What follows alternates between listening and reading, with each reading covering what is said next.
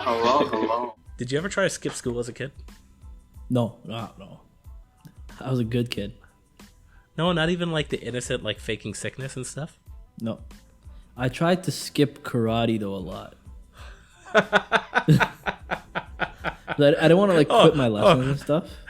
I'm a good kid. Yeah, and like there's a point where my parents were kind of like getting us like buying us a meal on Fridays for me to incentivize me to go. Just like probably in hindsight not the best idea, but it was funny because there'll be like a time, I remember a specific time where like I would be pretending to be sick. I was like, I have like a headache or whatever the fuck. We're like, I can't go to karate, and then my mom will be like, okay, and we won't have the Friday meal today, and I'll be like, oh no, I'm feeling better. I wanted that meal, yo. Yo, you could have been Corona victim number 1. You would have gotten everybody in that place. No, this guy's trying to get out of karate, man. Not sick at all. Yeah. This is the same karate class where the guy like shit on the floor, by the way. Well, okay. Now in that context, that makes sense. So, if you haven't heard it before, there was a guy that shat on the floor, just like a full turd on the floor. I forget which episode nasty, it was, bro. Nasty. But like what was it about karate you didn't like so much? Like, was it the exercise? No, I think it was like partly the exercise, partly like I think in sports and like in karate too, it's very like discipline based, and when you have that, there's kind of like a sternness to the teacher sometimes. Yeah. And I think that combined with me being like out of shape and unable to do some of the exercise and stuff, I was insecure and like almost didn't like the environment there. So I think I was just trying to avoid it.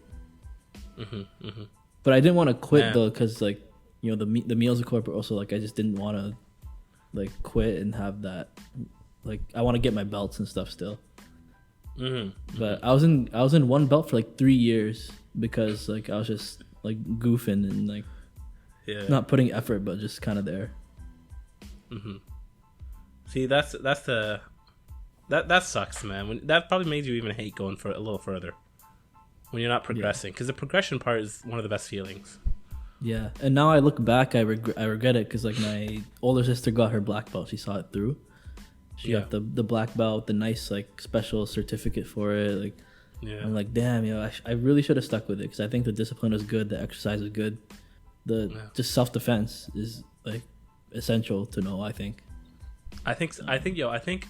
being able to feel comfortable that you can defend yourself is one of the best feelings, man. Yeah.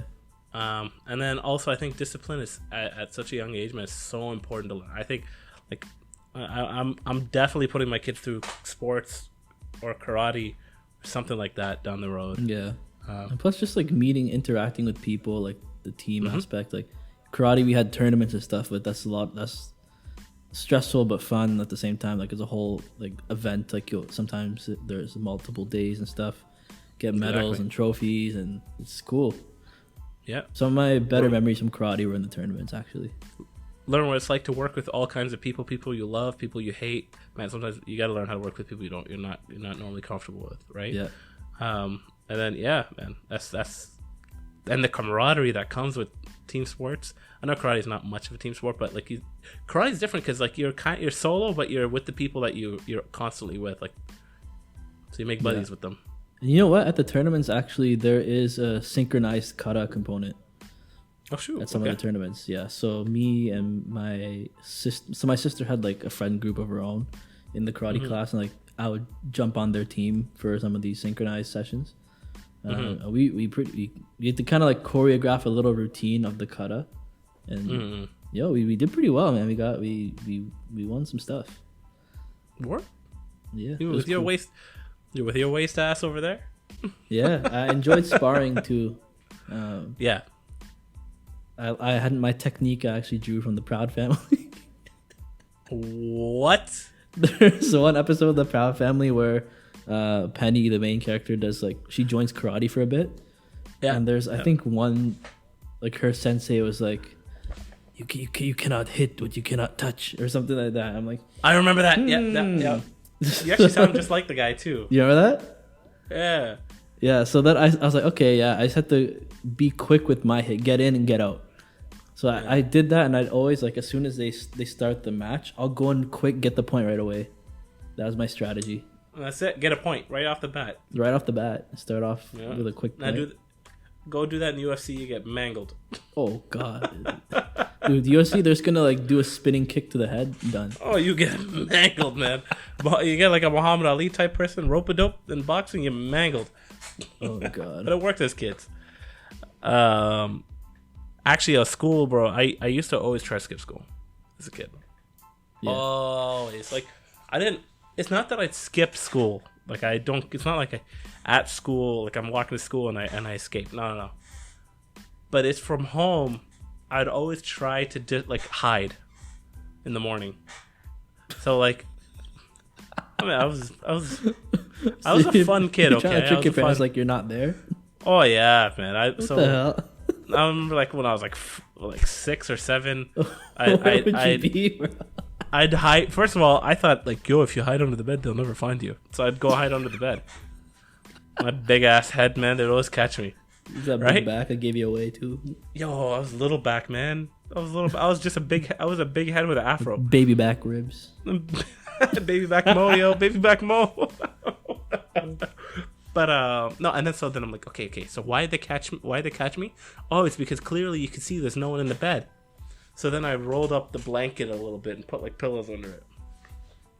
And then still it'd catch me. Okay. So then I can't hide under the bed. I'll hide in this corner over here. And man, every single time I kept getting caught, bro. And I look back at it, man, I'd be so angry. And then I found out what worked. What was it? It was feigning a fever. Damn. I'll be like, yo, I don't know, I feel terrible, like, probably doing that little cute cough, like kid cough, like. Did they check your temperature and everything? Like, how'd you get that? No. My mom would always just touch my head like this. It was just warm. Yeah, it's just, and then no. So though sometimes she wouldn't like. I'd be like, sometimes like she'd be like, nah, you're good enough, just go, right? And then other days I'd warm up my head, with, like warm water or something. And then I'd be like, I don't feel good. I'm sweating. You did the most. No, I was too goody two shoes, man. I wanted to go to school. Like I wanted to have the like good attendance, like all of it. Yeah, I did not care for that at all, man. I was one of the only brown kids in my school, so I had to get that diversity, that representation. Yeah, I was literally the only black kid in my entire like school, elementary, like grade 6. So like, yeah. But actually, speaking of that representation, see, you're one of the few brown kids, right? And as a kid, like, you wanted to get representation. In med or like where? No, in med. What? I was like, no, that's not right. So many brown people here. No, I was talking about in school, but yeah, I was actually gonna bring that up in med, man. That feeling of having to represent a group, man, visually represent a group, that sucks. Yeah, I legit like when I was like really young, I legit thought I was supposed to be white and that I was just dirty. What made you think that? It's just because like everyone around you. I only saw white kids. Yo. So. I don't know if that was like a thought I had for a long time. I think it was like a very short period of time I had that, but my grandma, I have a very specific memory of my like saying that to my grandma, and then she was like basically using that to like give me a bath. Wait. Your grandma would use that to make you get a bath? She didn't say it to me, but she like let me believe it for that period of time where she was giving me a bath, so that like I'd be motivated to go in the bath. But how did it feel when you came out just as brown? Like you maybe came out a little bit lighter, but like I feel like it was just like a brief thought, because like, and also like your palms are obviously white, obviously, but like back then I was like, oh. That is true. Yeah, that's true. I wonder. Yeah, when was that first revelation that you're like, my skin color is different from that kid down there? I remember thinking in the shower once after swimming. I'm like, when I was really young, I can't remember. I think I had some thoughts like, am I supposed to be white? Like, look at my palm, it's this, and then my back of the hand is this. Like, I actually had these thoughts. Yeah. I remember, when I was like 5, Dilly, I had existential, like I couldn't sleep properly at night because of this. 5? No, more like 6, 7. I know, it's a year. Each year and those ages were huge.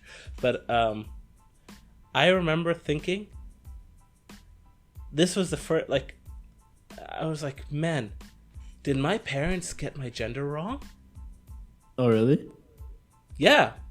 Just out of the blue thought, or was there like a reason for it? I had no difference of gender or sexual or sex or biological sex or any of those like differences, right? Like the different definitions. No. I just, in my head, I was like, am I a girl? No, because I grew up in a family of boys, so I've never seen the physical difference. Yeah. Right? So to me, it literally was just gender. There's no like sex component, if that makes sense. Yeah. There's no like there's no other biological sex component. I didn't know XY chromosomes, XXYs, whatever. I didn't know any of this stuff. So I thought there was one sexual characteristic difference, and one only, and that was breasts. Yeah. That's the only difference. I see where this is going. And I was thinking as a little kid, I'm like, oh my god, man, my parents got me wrong. And the thing is, I wanted to be a boy. Like, yeah. You know what I mean? And I was like, but no, I might be in the wrong. I'm not no. And like, I started having nightmares of like wearing like dresses and stuff. And like, no, like, and it was a nightmare to me. Right. And I was like, oh my God, blah, blah, blah. And then, I don't know, it was a thought that lasted for a while. And then it just, one day it disappeared. And then I think it's when I learned about puberty. And was that long? Like, it lasted relatively for a while. Like, I knew my orientation from a young age. Like, I knew my sexual orientation. I knew what I wanted to be. I wanted to be a boy, and I knew I was interested in girls. Right? Yeah. From a very young age. But just was like, did my parents get is my sex not matching? You know? It was like the reverse of like what like people experience, like the gender mismatch to the sex and stuff, but yeah. Where it's like, I'm in I initially thought I was in the right body the whole time through, but then maybe it's in the wrong body. Yeah. So you actually had your gender that matched what you wanted, but then you're like, oh, is the sex wrong? It could have been, yeah. So I was like, maybe when I get older, that's interesting. If I get breasts, then that's it. But then when I found out when I found out vaginas existed, then I was like, oh yeah, I don't have that. And by the way, I like how you're like, yo, did my parents get me along? Like your parents had a say in the the sex. Oh yeah, but like my parents looked like, looks like a boy. Why? Well, I don't know.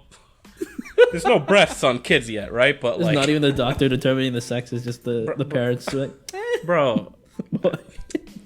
I didn't even know doctors did. I just thought they just poke needles in you and that's it. That's facts though.